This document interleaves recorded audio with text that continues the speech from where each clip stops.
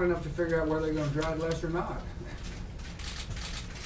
I mean, it's interesting what the price of gasoline has done, is it caused people to drive less. That's why they want smaller cars, they wanna conserve. But the consumer's plenty bright, Mark. The marketplace works. Secondly, we have worked with Congress to change CAFE standards and had a mandatory, alternative fuel requirement. So, no question about it, what you just said is right. One way to correct the imbalance is to save, is to conserve. So you notice my statement yesterday, I talked about good conservation. And people can figure out where they need to drive more or less. They can balance their own checkbooks.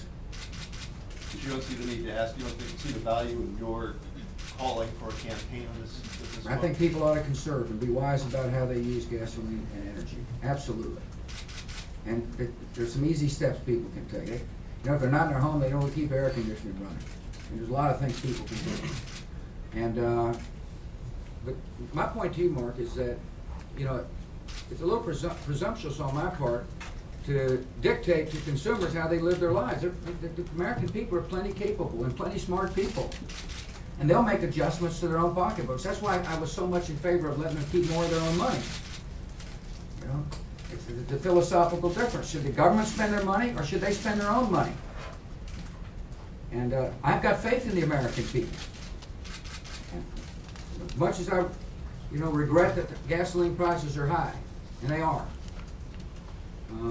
I also understand that people are going to make adjustments to meet their own needs. And I suspect you'll see, in the whole, Americans using less gasoline. I bet that's going to happen. And in the meantime, technologies will be coming on the market that will enable them to drive and save money compared to the automobiles they're using before. And as you notice, the automobile industry is beginning to adjust here at home as consumer demand changes.